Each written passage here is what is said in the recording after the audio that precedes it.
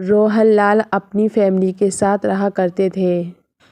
रोहन लाल के दो बेटे थे, सोनू और मोनू।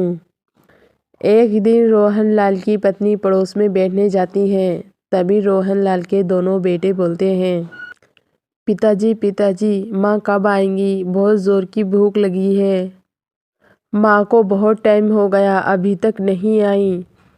अरे सोनू मोनू, तुम्हें भूख लगी है तो खाना खा लो। तुम्हारी माँ बोल के गई थी अगर तुम लोगों को भूख लगे तो खाना खिला दूँ। नहीं पिताजी, हम माँ के बिना खाना नहीं खाएंगे। खाना तो आप सब लोगों के साथ में खाना है। वे दोनों भाई अपनी माँ का इंतज़ार करते हैं। काफ़ी टाइम बाद सरला आ जाती है। सोनू मोनू, तुमने खाना नहीं खाया? तुम क्या मेरे इंतज़ार में बैठे थे? अरे सरला, तुम्हें तो मालूम है अपने बच्चे ऐसे नहीं हैं जो वो अलग खाना खा लें। ये तो अपने ही साथ में खाना खाएंगे, चाहे रात हो चाहे दिन हो। फिर सब लोग खाना खा लेते हैं। ऐसे ही सोनू मोनू जवान हो जाते हैं। दोनों भाइयों की सरकारी नौकरी लग जाती है। मैं क्या सोच रही हूँ सोनू के पिताजी, दोनों बच्चे अपने जवान हो गए हैं, क्यों ना हम अच्छा सा रिश्ता देखकर इन लोगों की शादी कर दें। हाँ सरला, तुम सही बोल रही हो। अब अपने बच्चे अपने पैरों पर खड़े हो गए, हम लोगों को इनके लिए भी लड़की देखना पड़ेगी। थोड़ी देर बाद पंडित जी आ जाते हैं और उन लोगों को रिश्ता बताते हैं। ये दोनों बहनें बहुत संस्कारी हैं, दोनों सगी बहनें हैं, रिश्ता बहुत अच्छा है। वे लोग पंडित का बताए हुए रिश्ते पर लड़की देखने चले जाते हैं। सुनीता और काजल बहुत ही संस्कारी थीं और खूबसूरत भी बहुत थीं। उन लोगों को दोनों बहनें पसंद आ जाती हैं। वे दोनों वहाँ पर शादी का दिन रख देते हैं। सुनो सोनू के पिताजी, मुझे दोनों बहनें तो पसंद आई हैं, पर मुझे डर लग रहा है कहीं ये आकर हमारे दोनों बेटों को न छीन लें। अरे कमला, तुम क्यों फिक्र कर रही हो? ऐसा कुछ नहीं है, वे दोनों बहनें समझदार लगती हैं। अगर हमारे नसीब में यही है तो हम दूसरी लड़की देखेंगे तो वो भी ऐसे कर सकती है। वैसे कमला, तुम खामखाई में डर रही हो, ऐसा कुछ नहीं होगा।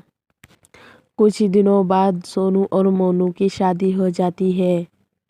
वे दोनों बहनें मिलजुल कर ससुराल में काम करती हैं। उन दोनों बहनों की पहली रसोई होती है। दोनों बहनें मिलजुल कर खाना बनाती हैं। एक दिन सुनीता और काजल अपनी सास से बोलती है, माँ जी, सोनू जी का फ़ोन आया था, वो बोल रहे थे माँ और बाबूजी को खाना खिला देना। हमें ऑफिस में काम है, हम थोड़ा लेट आएंगे। ये बात सुनकर सरला बोलती है, अरे नहीं बहू, मेरा बेटा अगर कितनी भी लेट आ जाए फिर भी खाना हम सब साथ में ही खाते हैं।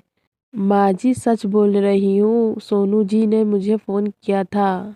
सुनीता अपनी सास से बार बार बोलती थी, पर उसकी सास मना कर देती थी। उन लोगों ने खाना नहीं खाया था। सोनू और मोनू भी ऑफिस से आ जाते हैं, फिर सब मिलकर खाना खाते हैं। सोनू अपने कमरे में जाता है, तभी सुनीता बोलती है, क्या सोनू जी, मैंने तुम्हारे लिए इतने प्यार से खाना बनाया था और तुम हो सब लोगों के सामने खाना खाने बैठ गए। मैंने यही सोचा था हम लोग अलग खाएंगे कमरे में। मेरे भी कुछ शौक अरमान हैं। तुम्हारे माँ और बाबूजी हैं, एक ही रट लगा रखी है कि सब लोग साथ में खाना खाएंगे। मुझे बिल्कुल अच्छा नहीं लगता सब लोगों के साथ में खाना खाना। अरे सुनीता, तुम क्यों फिक्र कर रही हो? कल को मैं तुम्हारे साथ ही खाना खाऊंगा और घर में सब लोगों से बोल दूंगा मैं रात को लेट आऊँगा, तुम फिर कमरे में खाना ले आना। जैसे सोनू बोलता है वैसे ही सुनीता करती है। उधर काजल मोनू से शिकायत कर रही थी। अगले दिन सुनीता और काजल फिर अपनी सास से यही बोलती हैं। सरला को ये बात बहुत बुरी लग रही थी, फिर भी सरला खाना नहीं खाती। दोनों अपने बच्चों का इंतज़ार कर रहे थे। कुछ टाइम बाद सोनू आ जाता है। तभी मोहनलाल सोनू से बोलते हैं, अरे सोनू बेटा, तुम इतनी लेट क्यों आए हो? हम सब लोग तुम्हारा खाने का इंतज़ार कर रहे थे। तुम्हें तो मालूम है हम सब लोग साथ में खाना खाते हैं। अरे क्या पिताजी, तुम लोग खाना खा लेते। मैंने सुनीता से बोल दिया था माँ और बाबूजी को खाना खिला दे, हमारा इंतज़ार ना करे, मुझे बहुत टाइम हो जाएगा। मैं अब बच्चा नहीं रहा, पहले था मैं बच्चा जो तुम सब लोगों के साथ खाना खाता था। अब मैं ऑफिस में भी खाना खा लेता हूँ। मेरा खाने को मन नहीं कर रहा, मैं कुछ आराम करना चाहता हूँ। क्या सोनू बेटा, तुम ऑफिस में भी खाना खाते थे, फिर भी हमारे साथ में खाना आकर खाया करते थे।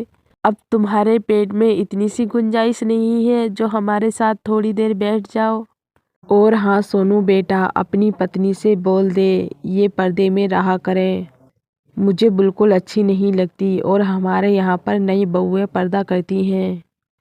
ये दोनों बहुएं आगे घूंघट डाल लें। उधर सुनीता रोहन के लिए खाना कमरे में ले जाती है। फिर वे दोनों खाना बैठकर खाते हैं। वे दोनों बहनें उन दोनों भाइयों को अलग कर रही थी। ये सब देखकर सरला को और मोहनलाल को बहुत बुरा लगता है। एक दिन मोहनलाल अपने दोनों बेटे सोनू और मोनू से बोलते हैं, सोनू और मोनू, तुम्हें याद है ना तुम्हारी माँ की सालगिरह आ रही है। अपनी माँ की सालगिरह में सब मेहमानों को बुलाओगे ना? हर साल की तरह तुम्हारी माँ को इस साल भी ऐसे ही इंतज़ार रहेगा। क्या पिताजी, तुम हम लोगों को पहले से बता देते, हम दोनों ने बाहर जाने का टिकट भी करा लिया है। हम दोनों भाई अपनी पत्नियों के साथ कश्मीर जा रहे हैं। माँ का हर साल सालगिरह बनाते हैं, आज नहीं होगी तो कोई बात नहीं, इस साल नहीं मनाएंगे तो कुछ नहीं बिगड़ जाएगा। सोनू और मोनू की ये बातें सुनकर मोहनलाल बहुत दुखी हो जाते हैं। वे दोनों अपनी पत्नी के साथ बाहर घूमने चले जाते हैं। ऐसे ही उनकी हरकतें देखकर वे दोनों बहुत दुखी रहने लगते थे। एक दिन सोनू अपनी माँ से बोलता है, अरे माँ, तुम्हें याद है मोनू का बर्थडे आ रहा है और मैं चाहता हूँ हम सब लोग मिलकर कहीं घूमने चलें। नहीं बेटा, तुम लोग घूमने जाओ, हमें टाइम नहीं है। हम लोग कुछ दिनों के लिए गांव जा रहे हैं। तुम दोनों भाई भारी करके बर्थडे मना लो।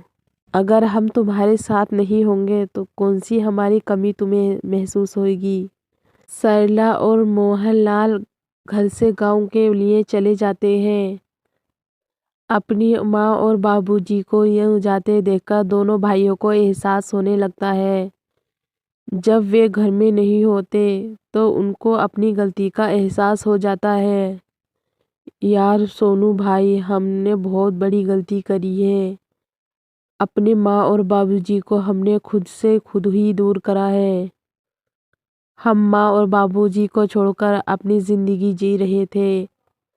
आज एहसास हो गया कितना घर अधूरा सा लग रहा है। दोनों भाइयों की बात सुनकर सुनीता और काजल बोलती हैं, नहीं, तुम्हारी कोई गलती नहीं है। ये सब हमारी गलती है जो हमने इतने अच्छे परिवार को अलग कर दिया।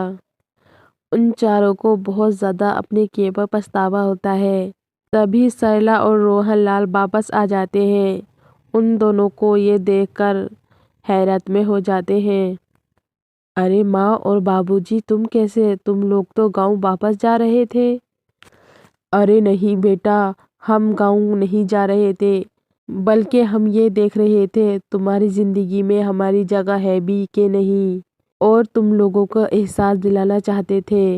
वे दोनों भाई अपने माँ और बाबूजी से माफ़ी मांगते हैं और मोहनलाल अपने फैमिली के साथ खुश रहते हैं।